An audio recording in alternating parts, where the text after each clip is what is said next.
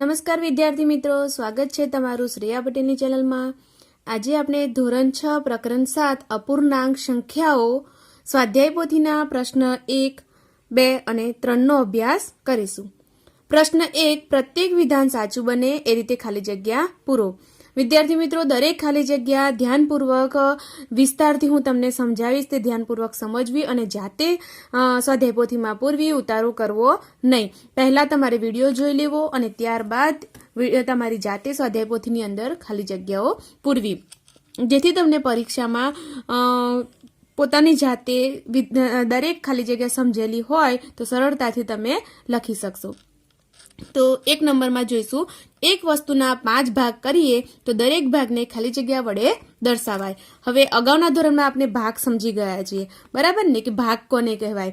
હવે એક વસ્તુ છે તેના 5 ભાગ કર્યા છે, બરાબર। તો 5 ભાગ કર્યા હોય તો દરેક ભાગને, એક ભાગને અહીંયા 5 ભાગ કર્યા, આ એક બોક્સ છે તેના હું અહીંયા 5 ભાગ કરું છું। તો આ એક ભાગને શું કહેવાય, આપણે છાયાંકિત કરીને અગાઉના ધોરણમાં કરતા, તો આ એક ભાગને શું કહેવાય, તો દરેક ભાગને એમ, એટલે કે દરેક ભાગને શું કહેવાય, તો 1 અને કુલ ભાગ કેટલા છે, 5 ભાગ છે, તો 1 પંચમાંશ વડે દર્શાવાય છે। તે જ રીતે બીજોમાં કે એક વસ્તુના 8 ભાગ કરીએ તો તેના 3 ભાગને ખાલી જગ્યા વડે દર્શાવાય। હવે 3 ભાગ, દરેક ભાગને કહ્યું તો અહીંયા 3 ભાગને, તો 8 ભાગ કરીએ છીએ એટલે છેદમાં આવશે 8 અને 3 ભાગ કરવાના છે તો 3 અષ્ટમાંશ વડે દર્શાવાય છે। 3 નંબર, અપૂર્ણાંક 4 નવમાંશમાં અંશ ખાલી જગ્યા છે। વિદ્યાર્થી મિત્રો, અપૂર્ણાંક સંખ્યા એટલે કે અંશ અને છેદ આવી સંખ્યા હોય, અંશમાં અને છેદમાં અંક આપેલો હોય તો તે સંખ્યાને કેવી સંખ્યા કહેવાય, અપૂર્ણાંક સંખ્યા કહેવાય છે। તો અપૂર્ણાંક 4 નવમાંશ એટલે કે માં અંશ ખાલી જગ્યા છે। હવે અહીંયા જે ઉપર સંખ્યા હોય તેને અંશ કહેવાય, નીચે સંખ્યા હોય તેને છેદ કહેવાય। તો અંશ કેટલા કહેવાશે, 4, અને અપૂર્ણાંક 5 બારાંશમાં છેદ ખાલી જગ્યા છે તો છેદ નીચેની સંખ્યા હોય તેને છેદ કહેવાય, તો 12। 5 નંબર, જેનો છેદ 15 અને અંશ 8 હોય તો તે અપૂર્ણાંક ખાલી જગ્યા છે। હવે છેદ 15 એટલે નીચે અને અંશ 8 એટલે ઉપર, તો અપૂર્ણાંક 8 15 સંખ્યા છે, આ રીતે કહેવાય। 7 નવમાંશને શબ્દોમાં ખાલી જગ્યા લખાય। 7 નવમાંશ, જેમ બોલી છું હું તે રીતે લખી દેવાનું, 7 નવમાંશ। 4 15 અંકોમાં ખાલી જગ્યા લખાય, તો 4 15 આ રીતે અંકોમાં લખવાનું। 8 નંબર, 3/4 બરાબર ખાલી જગ્યા, અહીંયા અંશમાં સંખ્યા આપેલ નથી, નીચે 20 આપેલ છે। તો અહીંયા કઈ રીતે જોવાનું તમારે, તો 4 અહીંયા છેદમાં છે તો અહીંયા 20 છે, તો 4 ને કેટલા જોડે ગુણ્યા છે, તો 20 થયા। 4 ને 5 જોડે ગુણ્યા તો 4 પંચા 20 થયા। તો તે જ 5 સંખ્યાને 4 ને 5 જોડે જે ગુણ્યા છે તો 3 ને પણ 5 જોડે ગુણી નાખવાના, 3 5 15, તો અહીંયા સંખ્યા થશે 15। ત્યાર પછી, જેની કિંમત 1 કરતા ઓછી હોય તે અપૂર્ણાંકને ખાલી જગ્યા અપૂર્ણાંક કહેવાય। જેની કિંમત 1 કરતા ઓછી હોય, 1 કરતા ઓછી હોય તે અપૂર્ણાંક સંખ્યાને શુદ્ધ અપૂર્ણાંક કહેવાય છે।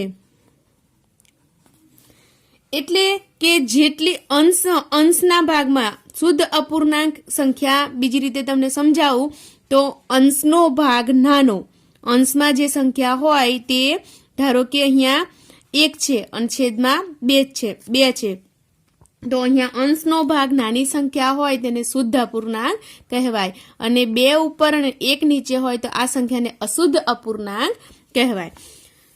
તો અહીંયા ત્યાર પછી બીજું નંબર છે, જેની કિંમત 1 કરતા વધારે હોય તે અપૂર્ણાંકને અશુદ્ધ અપૂર્ણાંક કહેવાય છે।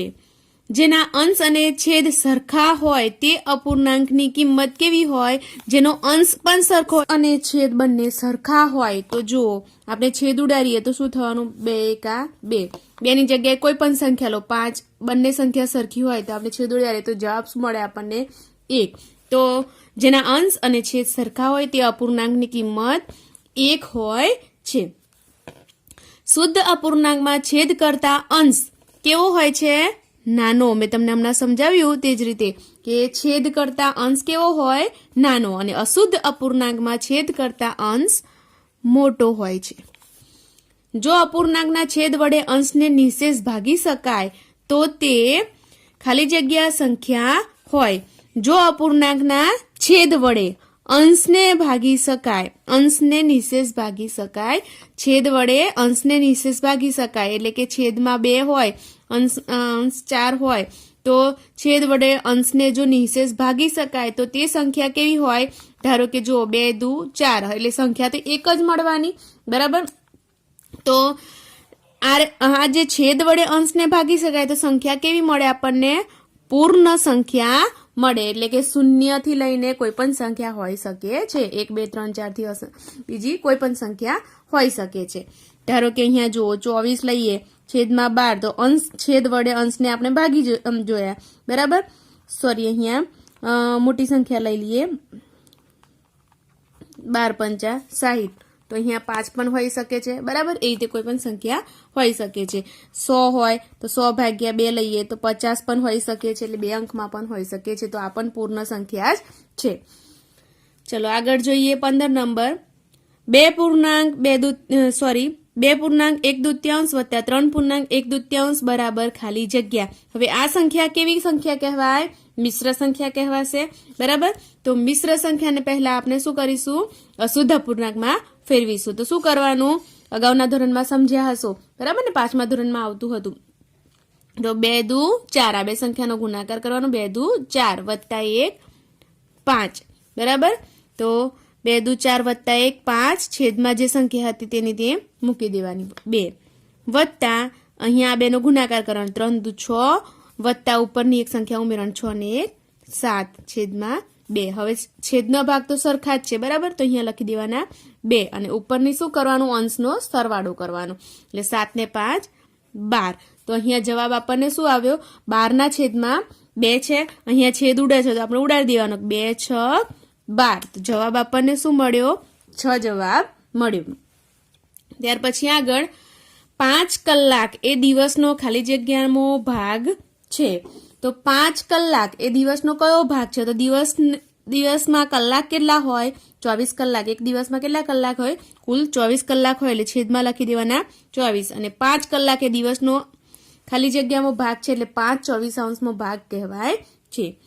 13 મિનિટ એ કલાકનો ખાલી જગ્યામાં ભાગ છે. તો મિનિટ, તો કુલ મિનિટ કેટલી હોય? 60 મિનિટ. તો 13 મિનિટ એ આ રીતે ગણાશે. 13 મિનિટ એ કલાકનો 13/60 ભાગ છે. 18 નંબર. 2 થી 11 સુધીની પ્રાકૃતિક સંખ્યામાં અવિભાજ્ય સંખ્યાઓનો ભાગ ખાલી જગ્યા છે. તો અહીંયા અવિભાજ્ય સંખ્યાઓનો ભાગ ખાલી જગ્યા છે તો કયો ભાગ હોય? તો અહીંયા 2 થી 11 સુધીની સંખ્યા લેવાની છે. તો 2 થી 11 સુધીની સંખ્યામાં અવિભાજ્ય સંખ્યાઓનો ભાગ, તો અહીંયા આપણને કેટલી સંખ્યા મળવાની? જુઓ અહીંયા હું લખું 2 3 4 5 6 7 8 9 10 અને 11 આટલા સુધીમાં અવિભાજ્ય સંખ્યાઓ કઈ કહેવાય? તો 2 3 5 7 અને 11. આ કેટલી? 1 2 3 4 5 સંખ્યાઓ અવિભાજ્ય સંખ્યા છે. અને કુલ સંખ્યાઓ કેટલી છે? 1 2 3 4 5 6 7 8 9 અને 10. તો કુલ સંખ્યા હતી 10, તેમાંથી 5 સંખ્યા છે અવિભાજ્ય સંખ્યા. તો આનો ભાગ કેવી રીતે કહેવાશે? 5/10 કહેવાશે. પ્રશ્ન 2. કૌંસમાં આપેલા વિકલ્પોમાંથી સાચો વિકલ્પ પસંદ કરી ખાલી જગ્યા પૂરો. 3/4 બરાબર 21 છેદમાં કેટલા? તો 3 ને 7 જોડે ગુણ્યા તો 3 × 7 21 થયા. તો 4 ને 7 જોડે ગુણીએ તો 4 × 7 28 જવાબ આવશે. ત્યાર પછી બીજા નંબરમાં છેદના ભાગમાં બંનેમાં 5 છે તો અહીંયા લખીશું 5. અંશનો સરવાળો કરીએ 4 + 1 5. એટલે અહીંયા આપણને 5 ના છેદમાં 5 નહીં પણ 5 × 5 એક જવાબ મળશે. અહીંયા ખાલી જગ્યાએ શુદ્ધ અપૂર્ણાંક છે. આ 3 માંથી શુદ્ધ અપૂર્ણાંક સંખ્યા કઈ કહેવાય? જેનો અંશનો ભાગ નાનો હોય તે સંખ્યાને શુદ્ધ અપૂર્ણાંક કહેવાય. એટલે 2/3 જવાબ આવશે. અશુદ્ધ અપૂર્ણાંક કોને કહેવાય? જેનો અંશનો ભાગ મોટો તે સંખ્યાને અશુદ્ધ અપૂર્ણાંક કહેવાય. 5 નંબરમાં 3 અને ખાલી જગ્યાનો સરવાળો 7/2 છે. હવે 3 અને બીજી કઈ સંખ્યાનો સરવાળો 7/2 છે? તો આપણે શું કરવાનું, ધારો કે અહીંયા આપણને 7/2 એવી કોઈ સંખ્યા આપી હોય કે 3 અને ખાલી જગ્યાનો સરવાળો 7 છે, બરાબર, 7/2 એટલે કે 7 છે. તો તમે અહીંયા શું કરો, 7માંથી 3 બાદ કરો તો જે સંખ્યા મળે એ 4 હોય ઘડી, 4 ને 3 7, બરાબર. તો એ જ વસ્તુ તમારે અત્યારે શું કરવાનું, શું કર્યું, 7માંથી 3 બાદ કર્યા તો તમને 4 ખ્યાલ આવ્યો.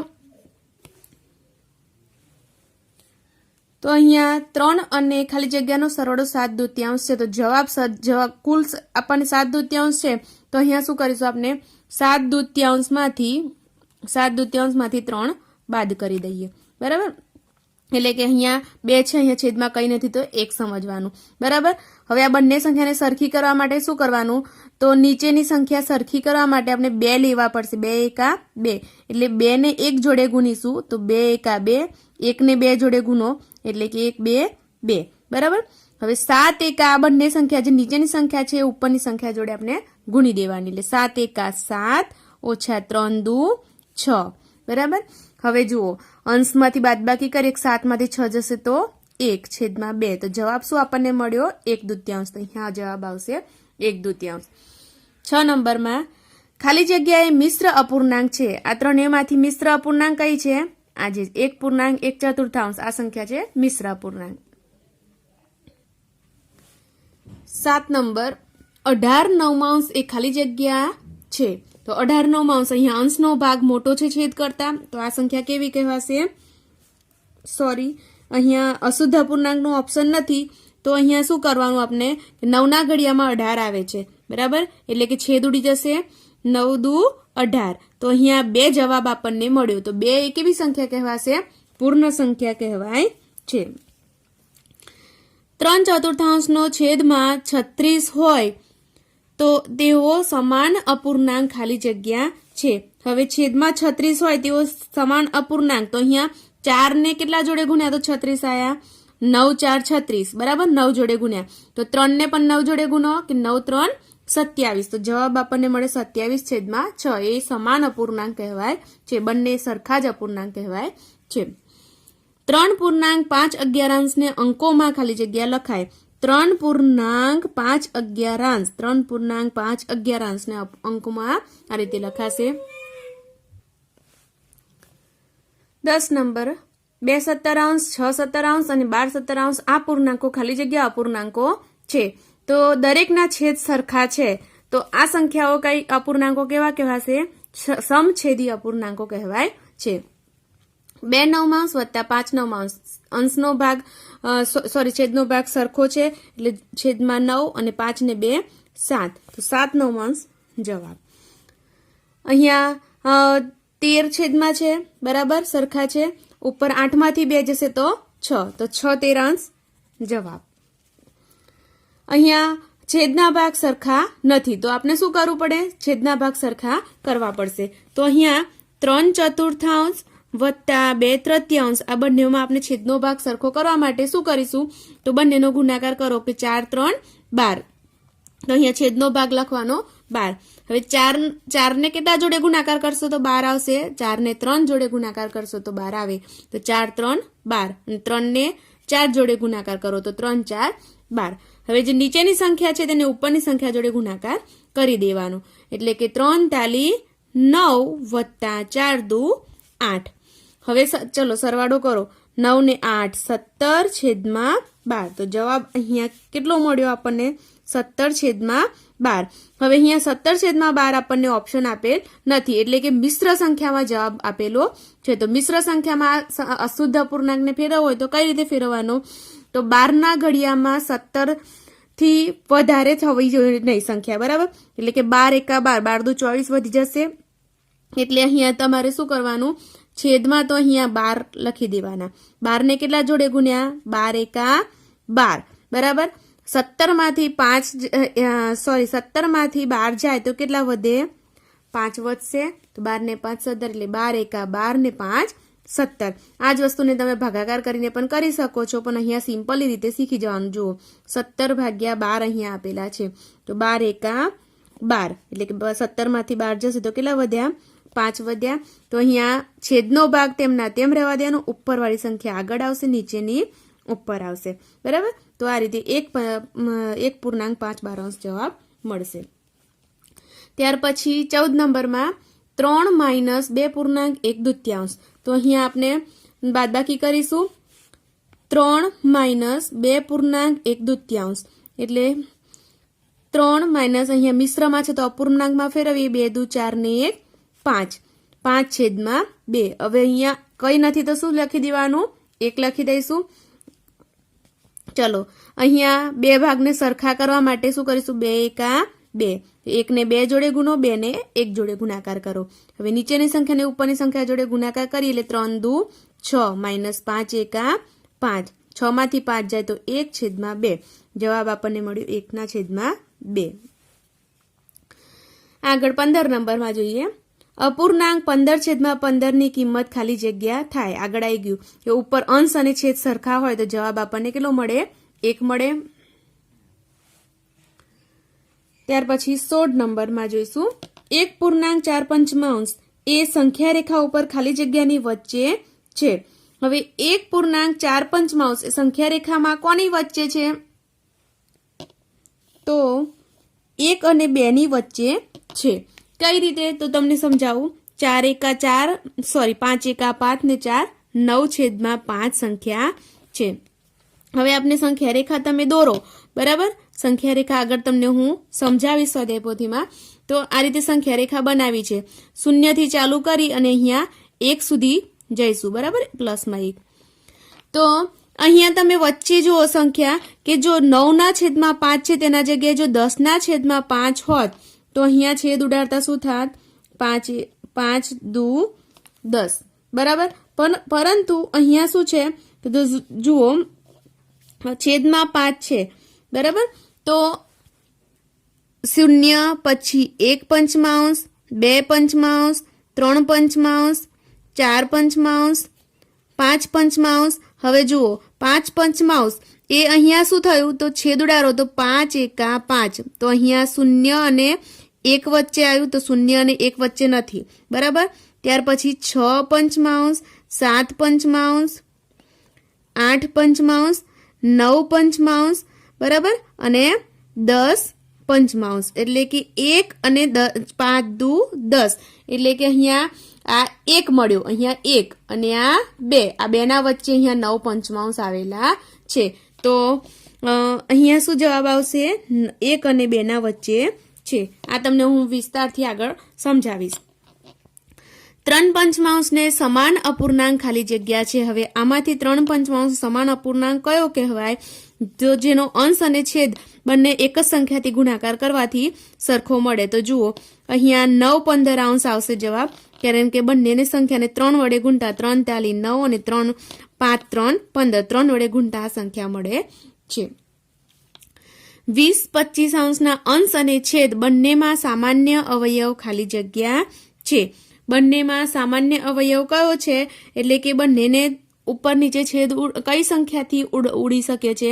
તો 5 ના ઘડિયામાં બંને સંખ્યા આવે છે. 5 4 20 5 5 25. તો સામાન્ય અવયવ કયો છે? 5 છે. 17/23 અને 17/25 આ બંનેમાંથી નાની સંખ્યા કઈ, મોટી સંખ્યા કઈ કે બંને સંખ્યા બરાબર છે? તો જેના અંશ છેદના ભાગ સરખા નથી તો બંને સંખ્યા બરાબર તો નથી જ. બરાબર? હવે જેનો છેદ નાનો હોય, આ બંને સંખ્યામાંથી છેદ નાનું છે. બરાબર? નાની સંખ્યા જે હોય છેદ ભાગ તો તે સંખ્યા મોટી કહેવાશે. તો આ સંખ્યામાં છેદ નાનો છે તો આ સંખ્યા મોટી એટલે નિશાની આ રીતની આવશે. બરાબર? અને ત્યાર પછી 7/10 માઇનસ ખાલી જગ્યા બરાબર 3/10. હવે અહીંયા બાદબાકી કરેલી છે. બરાબર? તો આપણે શું કરીશું? 7 દશાંશમાંથી 3 દશાંશ બાદ કરી દઈએ. 7 દશાંશમાંથી 3 દશાંશ બાદ કરીએ, જે સંખ્યા મળે અહીંયા આવશે. એટલે કે 7 માંથી 3 જશે તો 4/10. તો અહીંયા જવાબ આવે 4/10. તો વિદ્યાર્થી મિત્રો અહીંયા આપણે પ્રશ્ન 1 અને 2 પૂર્ણ કરીએ છીએ અને પ્રશ્ન 3 તમે આ પ્રશ્ન 1 અને 2 સારી રીતે સમજ્યા હશો. તો હું આશા રાખું છું કે તમને એકદમ કમ્પ્લીટલી આવડી જશે. તો જાતે પૂરવાનો પ્રયત્ન કરશો. ન સમજાય તો જરૂરથી મને કમેન્ટ કરીને જણાવશો. વિડીયો ગમ્યો હોય તો જરૂરથી વિદ્યાર્થી મિત્રો લાઈક કરજો, શેર પણ કરજો અને કમેન્ટ કરીને મને જરૂરથી જણાવશો. આભાર.